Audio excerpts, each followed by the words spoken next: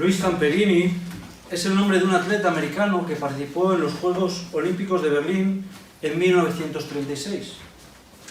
Con solo 19 años consiguió terminar octavo en la carrera de 5.000 metros lisos, lo cual es un hecho notable. Sin embargo, no llegó a ser conocido por este hecho, sino porque durante la Segunda Guerra Mundial, que empezó un poco después de las Olimpiadas, estando alistado en el ejército de los Estados Unidos, el avión militar en el que cumplía su misión cayó al océano. Y él, junto a dos compañeros más que sobrevivieron al accidente, estuvieron en una balsa a la deriva por 47 días, durante los cuales uno de sus compañeros murió. Los dos supervivientes consiguieron sobrevivir a la sed y al hambre, al ataque de los tiburones y a las tormentas en el mar, y a un caza japonés que les ametralló intentando hundirles. Finalmente consiguieron llegar a la costa después de recorrer 3.500 kilómetros. El problema continuó porque la zona a la que llegaron estaba bajo dominio japonés, por lo cual se convirtieron en prisioneros de guerra. Este hombre, Luis, sin ningún motivo aparente, se convirtió en el objeto de la ira del sádico director del campo de concentración, el cual le atormentó durante toda su estancia como prisionero, no solo en un campo, sino en otro posterior al que fue trasladado, tratando de que debido a las privaciones y sufrimientos infringidos, su voluntad se quebrase. Durante todo este tiempo su familia pensó que había muerto, ya que así se lo había comunicado el ejército americano, que lo había dado por desaparecido. Finalmente, consiguió sobrevivir a todas estas situaciones, fue liberado y su historia fue llevada al cine, en la película que en España se tituló Invencible, que seguro que alguno de vosotros habéis visto, pero que en el resto de los países de habla española la titularon Inquebrantable, que se acerca más al significado del título original en inglés. La película pretendía, en palabras de los encargados de publicitarla, mostrar la capacidad del ser humano para enfrentarse a las adversidades, más allá del dolor, de las probabilidades y de las limitaciones, en palabras de los publicistas. Aunque esta era la intención del director de la película, loar la capacidad humana, la realidad es que los seres humanos, antes o después, nos quebramos. Y eso fue lo que pasó con Luis, y esta película nos cuenta. Después de la guerra, él fue incapaz de olvidar el sufrimiento, y el rencor y el odio hicieron que cayera en el alcoholismo y que sufriera constantes pesadillas, en las que el argumento continuo era la venganza que él ejercía sobre sus captores. Y fue solo después de asistir a una campaña evangelística de Billy Graham y creer el Evangelio que Dios transformó su corazón. Pudo perdonar, abandonar el alcohol y dejar atrás las pesadillas. Os he contado esta historia real porque seguramente ver esta película ha sido inspirador para mucha gente y desde una visión humana le ha animado a no rendirse nunca ante las circunstancias de la vida. Pero hoy quiero hablar de un hombre que realmente fue inquebrantable en su ministerio, de tal manera que pudo decir al final de su vida: he peleado la buena batalla, he terminado la carrera, he guardado la fe. Y aprender qué fue lo que caracterizó su ministerio y qué podemos aprender nosotros que nos ayude a servir al Señor allí donde Él nos ha puesto de una manera firme y sin rendirnos. Y para ello vamos a abrir nuestras Biblias y leer en el libro de Colosenses, capítulo 1, los versículos que van del 24 al 27.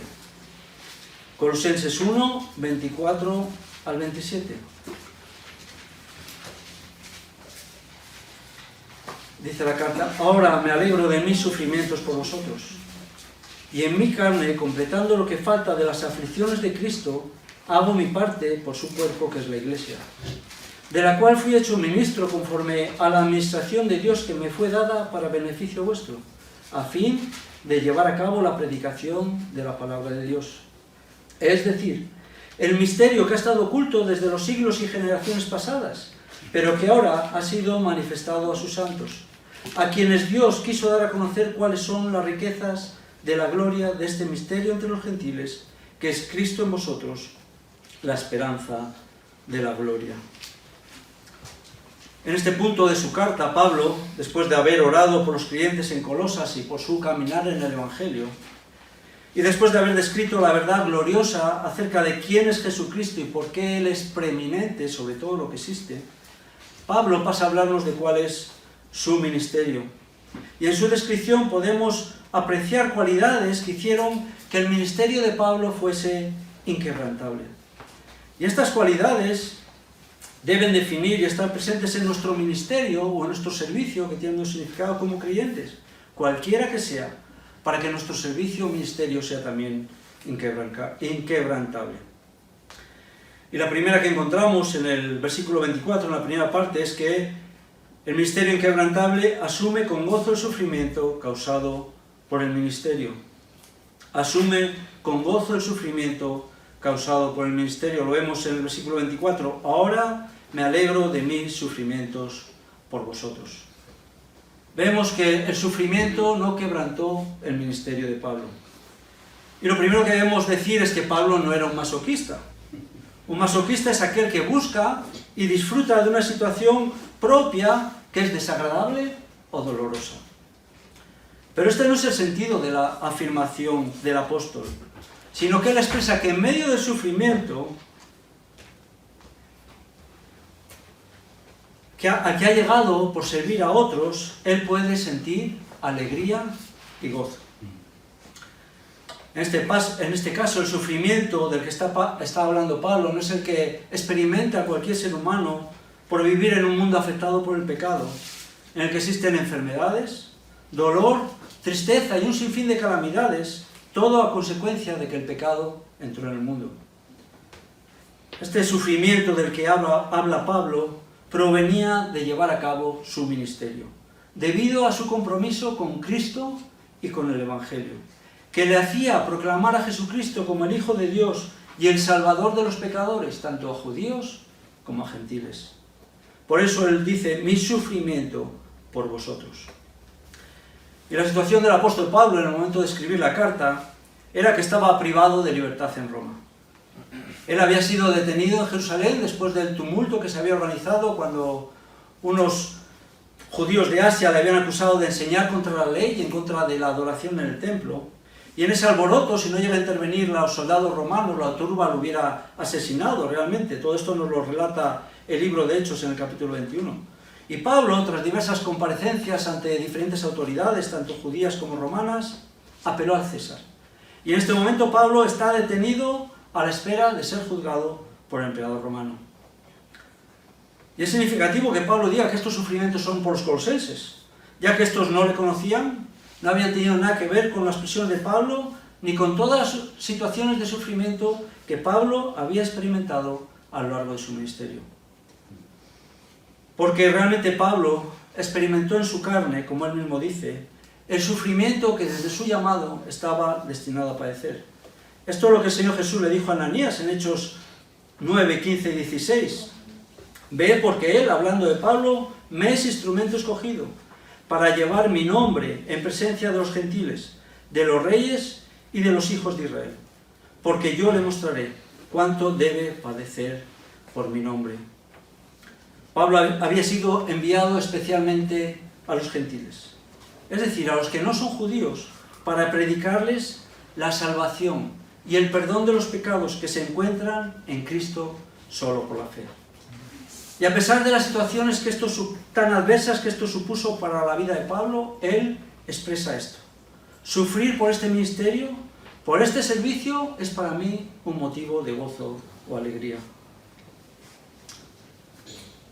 A pesar de que vivimos en una sociedad hedonista, que busca el placer y el bienestar en cada ámbito de la vida, y que trata de evitar por todos los medios el sufrimiento, cualquier forma de dolor, por eso las consultas de psiquiatras están llenas de personas que buscan pastillas, y esto nos contagia.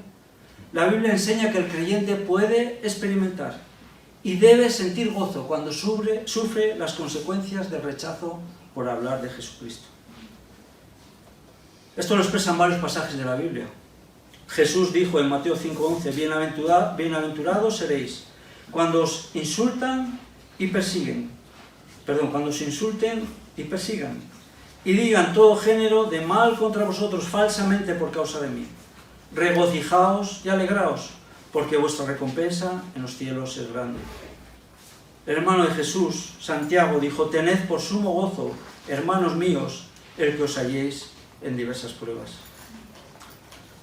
Debido a estas promesas de la palabra que Pablo conocía, en medio del sufrimiento no buscado, pero que venía como consecuencia de servir y obedecer su llamado al ministerio, él podía experimentar no frustración, no desánimo, no malas actitudes, no reniego, sino alegría y gozo, que son el fruto del Espíritu en la vida del creyente.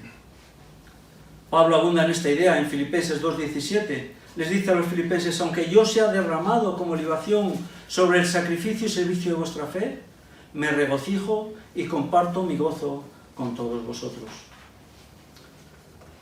La realidad para la mayoría de nosotros, si examinamos nuestras vidas, es que las alegrías proceden de nuestros logros, posesiones, tranquilidad, buena salud, en resumen, de nuestra prosperidad.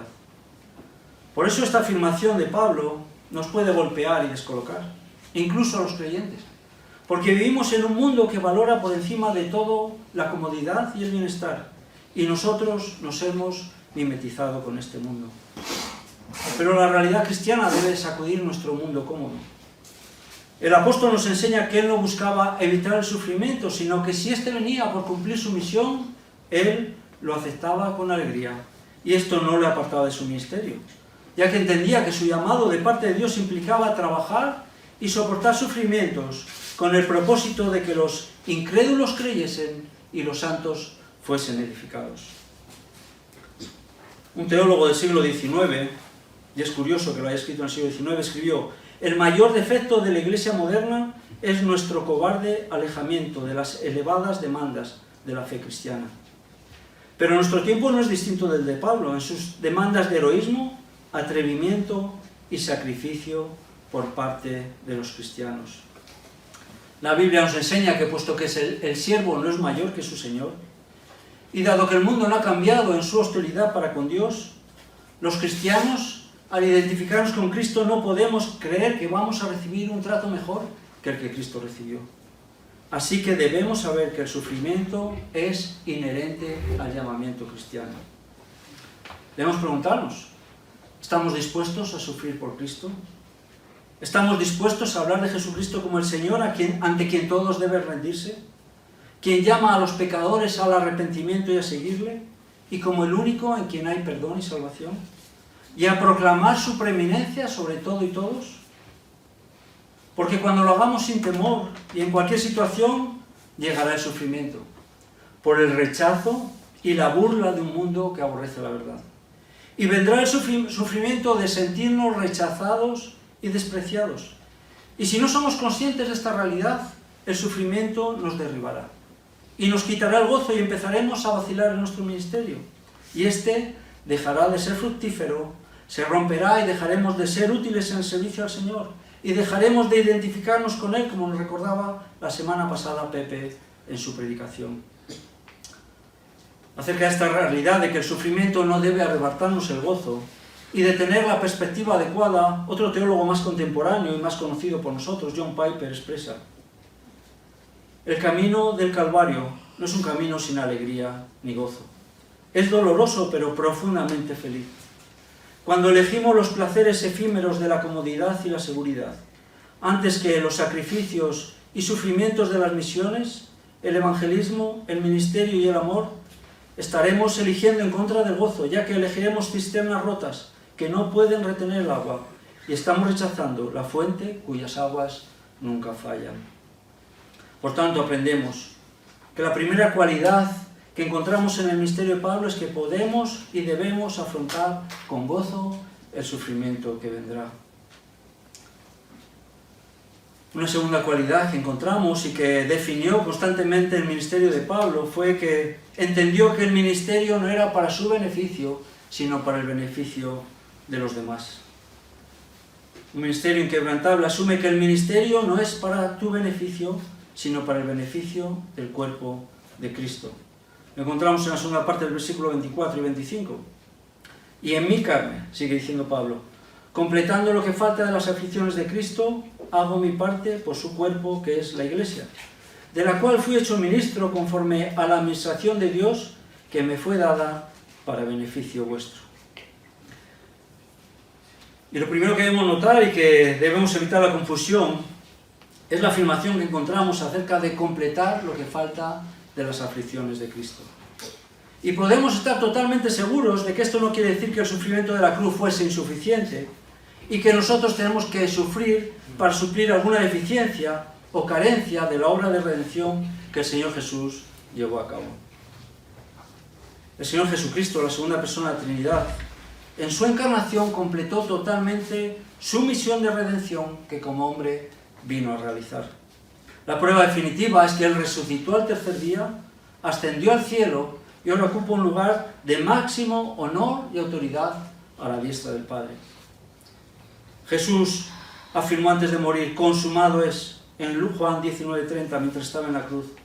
Y justo en los versículos anteriores a estos, Pablo ya ha tratado el tema de la cualidad de la plenitud de Cristo como el único por medio de quien es posible la reconciliación con Dios. Así que la enseñanza clara de toda la Biblia es que todo lo necesario para la salvación ha sido provisto por Dios en la obra que el Señor Jesucristo llevó a cabo. Debemos preguntarnos a qué se está refiriendo Pablo entonces. La mayoría de los teólogos evangélicos opinan que esta afirmación debemos considerarla en cuanto a las aflicciones que vendrán cuando nos ocupemos en la extensión de la palabra de Cristo y cuando sirvamos a la Iglesia. Y esta era la realidad de Pablo. Pablo no se anunciaba a sí mismo. Sus sufrimientos no provenían de su promoción personal, sino que eran debido al hecho de proclamar a Cristo y de servir a otros creyentes. Y esta debe ser la realidad para cada uno de nosotros.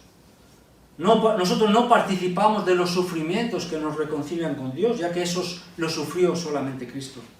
Pero sí debemos participar de las aflicciones que vienen como resultado de dar a conocer a Cristo a otros y de los sufrimientos que experimentan aquellos que sirven a otros dentro del cuerpo de Cristo y que el mismo Cristo experimentó durante su ministerio. Al estar anunciando a Jesucristo, completamos la extensión proclamadora del ministerio del Señor Jesús. Y esta es la tarea de cada creyente: seguir expandiendo la buena nueva del Evangelio de Dios acerca de su Hijo. La Biblia habla de este tema en otros pasajes. En 1 Pedro 4:12, Pedro escribe: amados, no os sorprendéis del fuego de prueba que en medio de vosotros ha venido para probaros, como si alguna cosa extraña os estuviera aconteciendo. Antes bien, en la medida en que compartís los padecimientos de Cristo, regocijaos para que también en la revelación de su gloria os regocijéis con gran alegría. De este tema Pablo habla en otras de sus cartas. En 2 Corintios 4:10 él dice: llevando siempre en el cuerpo por todas partes la muerte de Jesús, para que también la vida de Jesús se manifieste en nuestro cuerpo. En Gálatas les escribe: de aquí en adelante, Gálatas 6:17, nadie me cause molestias, porque yo llevo en mi cuerpo las marcas de Jesús. Y en Filipenses, Pablo en su identificación con Cristo llega a decir: y conocerle a Él, el poder de su resurrección y la participación en sus padecimientos, llegando a ser como Él en su muerte. Pablo comprendió que todo su trabajo, todo su esfuerzo, todo su sufrimiento eran una contribución a un bien mayor que su comodidad. Era para continuar la obra que Cristo comenzó con respecto a su Iglesia y a sus redimidos. Pablo ya había hablado algo de esto en el versículo 23, que no hemos leído hoy. Él había sido hecho ministro o servidor del Evangelio. Y ahora menciona que haber sido hecho ministro del Evangelio implica también que ha sido hecho ministro de la Iglesia. Y aquí esta palabra de administrador tiene el significado de uno que hace mandados o recados. Y esto era Pablo, un servidor de Cristo en aquello que él le mandara. Él había sido comisionado para administrar los bienes de su Señor. Y debía servirle al predicar el Evangelio, y debía servir a los que oían el Evangelio, creían y se unían al cuerpo de Cristo. Por eso él era tanto un ministro o servidor del Evangelio como un ministro o servidor de la Iglesia. Dios llamó a Pablo al ministerio no para que llegase a ser famoso, ni para vivir su mejor vida ahora, ni para hacerse millonario. sino para el servicio y el beneficio del cuerpo de Cristo, tanto en llevar el Evangelio al mundo gentil como para nutrir y edificar a la Iglesia. Y por tanto no esperaba que las iglesias le sirvieran a él. Era él el que servía a las iglesias como un modo de servir a su Señor y Salvador, y estaba dispuesto a sufrir con gozo por ellas. Por eso, lo que Pablo consideró y valoró fue el beneficio que el motivo de su sufrimiento, que era la continuación de la proclamación de Cristo, traería a la Iglesia. Nosotros debemos tener esta misma visión acerca del Evangelio y de nuestros hermanos en la fe, tanto de los que vemos como de aquellos que están lejos y no conocemos, porque todos formamos parte del mismo cuerpo de Cristo y todos ellos deben ser importantes para nosotros y unos para los otros. Nuestra tarea o ministerio o servicio por la Iglesia, por el cuerpo del que formamos parte, nadie más la puede hacer. Así que en el lugar en el que el Señor nos haya puesto a cada uno de nosotros, dentro de la Iglesia, debemos hacer nuestra parte, pensando siempre no en nuestro beneficio, no en nuestra promoción, sino en el beneficio de los demás. Ya sea que los perdidos escuchen el Evangelio y sean salvos, o que los hermanos dentro de la Iglesia a los que servimos sean edificados y reciban el beneficio. Hemos visto hasta ahora dos cualidades que estaban presentes en el ministerio de Pablo y que hicieron que este fuera inquebrantable, que podemos nosotros también poner en práctica en el área de servicio en el que cada uno de nosotros esté sirviendo al Señor. El primero es que, aunque el servicio a Cristo implique sufrimiento, debemos aceptarlo, no con estoicismo o resignación, sino con gozo y alegría. El segundo es que al servir no debemos estar pensando en los beneficios que el servicio va a traer a nuestra vida, sino en el beneficio que nuestro servicio va a suponer para el avance del Evangelio y para el crecimiento de otros creyentes. Finalmente encontramos en este pasaje una última cualidad que distingue un ministerio inquebrantable. Anuncia la esperanza del Evangelio de Jesucristo. Anuncia la esperanza del Evangelio de Jesucristo. Lo encontramos en los versículos finales del pasaje. Final versículo 25 y 26 y 27. A fin de llevar a cabo la predicación de la palabra de Dios. Es decir, el misterio que ha estado oculto desde los siglos y generaciones pasadas, pero que ahora ha sido manifestado a sus santos, a quienes Dios quiso dar a conocer cuáles son las riquezas de la gloria de este misterio entre los gentiles, que es Cristo en vosotros, la esperanza de la gloria. La manera principal que tenía Pablo de servir tanto a los perdidos, ya fueran gentiles o judíos, como a los creyentes, era por medio de exponer a unos y a otros a la verdad que se encuentra en la palabra de Dios. Y concretamente al Evangelio, a la esperanza que Cristo es para el mundo. Pablo no fue llamado por Dios para perder el tiempo enseñando especulaciones vanas, ni opiniones filosóficas, ni siquiera para enseñar la ley judía. De la misma manera que los profetas del Antiguo Testamento nunca hablaron por sí mismos, Pablo solo se dedicó a llevar el mensaje que Dios le mandó a predicar, su palabra. Por eso le escribe a fin de llevar a cabo la predicación de la palabra de Dios. Pero el tiempo de Pablo fue un tiempo especial de la historia de la revelación de Dios. Un misterio que había estado oculto se dio a conocer. Es importante aclarar que cuando la Biblia utiliza este término misterio, no es para referirse a algo que aún permanece oculto, sino a una realidad que ya ha sido revelada. Es para referirse a una realidad que estaba fuera de la capacidad de conocimiento humano, algo que no era comprensible anteriormente, ni en el tiempo, ni por las personas, pero que ahora ha sido dado por revelación de Dios. Es decir, estos misterios de los que habla la Biblia no son descubiertos por el ingenio humano, ni son inventos de hombres, sino que son realidades que están desde la eternidad en la mente de Dios y que han sido revelados en el tiempo del Nuevo Testamento. ¿Cuál es este misterio? La buena nueva del Evangelio de Jesucristo para todos los hombres. Aunque el Antiguo Testamento repetidamente había anunciado y profetizado la llegada del Mesías, y esta era la esperanza de la nación de Israel, que un descendiente de Abraham y de David iba a ocupar el trono y a gobernar con justicia, y que incluso las naciones gentiles iban a servirle y beneficiarse de la bondad y rectitud de este rey. Lo que fue un misterio hasta el tiempo del Nuevo Testamento es el alcance de la obra de redención. La buena nueva de que el Evangelio es una oferta de reconciliación de Dios al hombre, por medio del perdón que Cristo ofrece a todo el que pone su fe en él, sin importar su procedencia étnica, judío, samaritano o gentil, y que por tanto la distinción entre judíos y gentiles para salvación y pertenencia al pueblo de Dios iba a ser eliminada, y que todos los que creyesen iban a tener la bendición de que Jesucristo iba a morar en sus corazones por medio de su Espíritu. Esta es la verdad que Pablo anunció, y esta es la verdad que cada uno de nosotros somos llamados a anunciar. Ya sea que estés en el ministerio o que como yo tengas un trabajo secular, debemos dar a conocer a otros la realidad que Dios ya nos ha revelado a nosotros.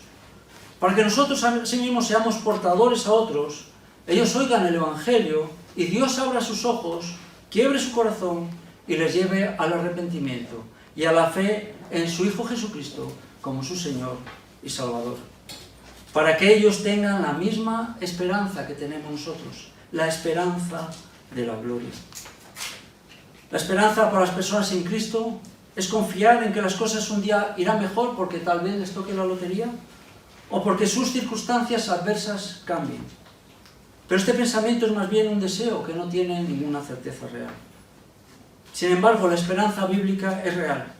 Está basada en las promesas de Dios y en la obra completada de Jesucristo.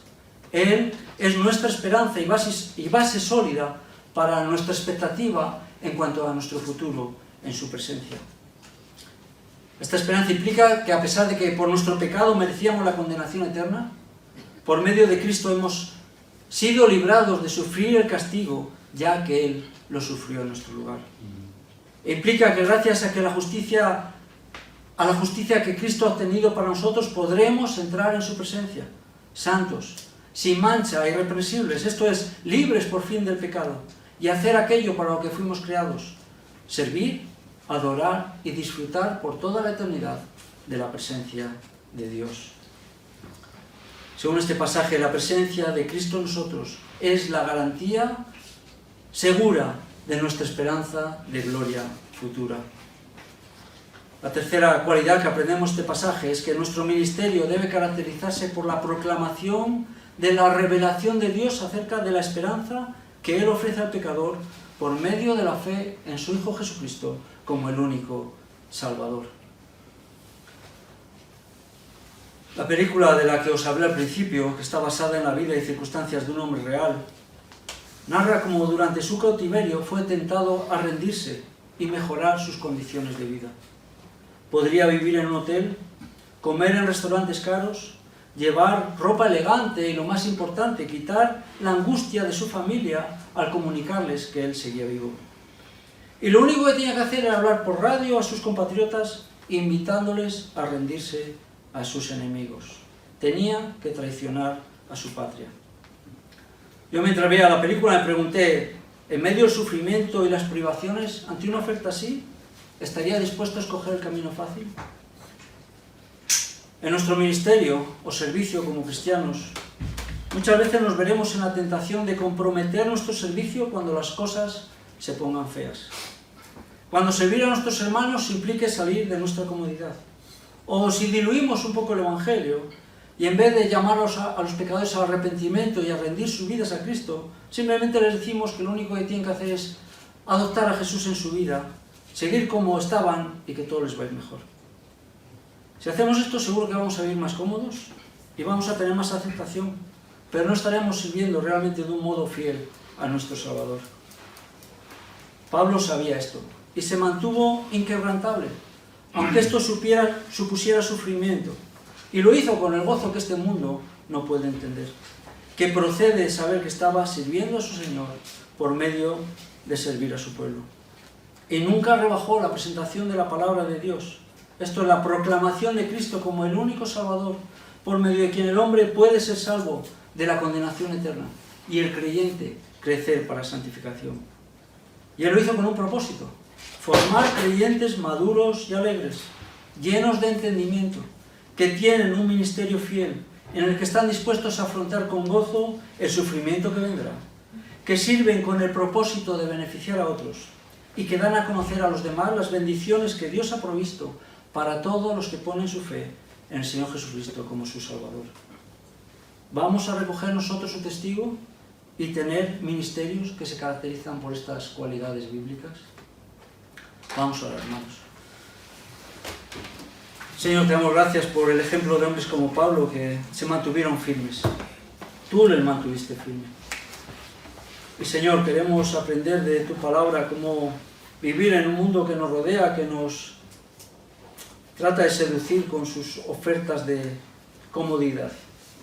Señor, y tantas veces caemos en ellas, pero tú nos llamas a servirte sin importar lo que eso suponga. Señor, ayúdanos a menoscabar todo lo demás y tener como prioridad el vivir vidas que te honran a ti, Señor, por medio de proclamar tu palabra, en cualquier circunstancia y en cualquier situación.